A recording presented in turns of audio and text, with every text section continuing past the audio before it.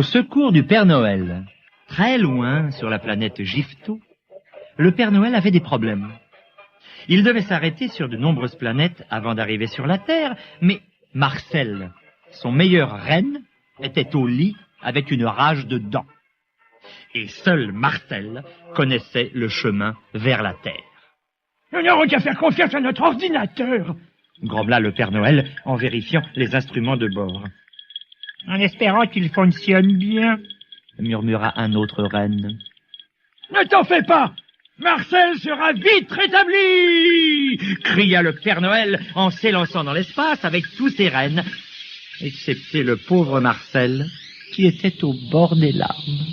Le premier arrêt prévu était la planète des 3 lunes. Le Père Noël la trouva facilement, car de nombreux panneaux l'indiquaient et la circulation était fluide. Il fit sa livraison en temps voulu, et après une courte pause thé et sandwich, il se remit bientôt en route. « Prochain arrêt, Galacto !» cria-t-il. En dépassant la Voie lactée, le Père Noël interrogea l'ordinateur. « Curieux, marmonna-t-il.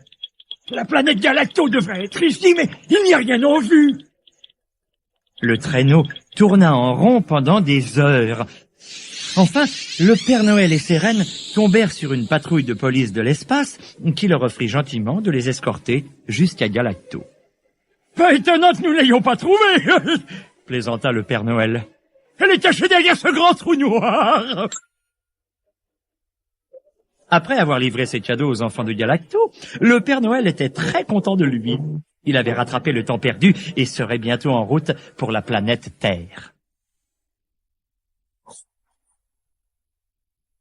Mais, soudain, une pluie de météores tomba du ciel et arrêta le traîneau dans sa course. « Oh non !» gémit le Père Noël. « L'ordinateur est en miettes. On nous voilà perdus, bien perdus. Il faut que j'appelle Marcel par mon émetteur. »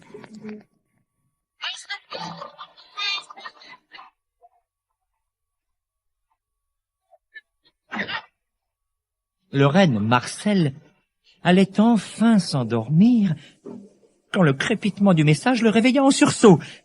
Le Père Noël a besoin de moi. Ah, si seulement il ne savait pas se tirer le mal dedans.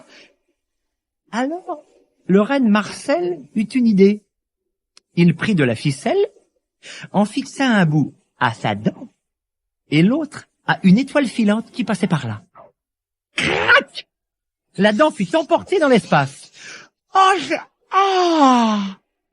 ça va mieux, dit Marcel, qui fila aussitôt à la rescousse de ses amis.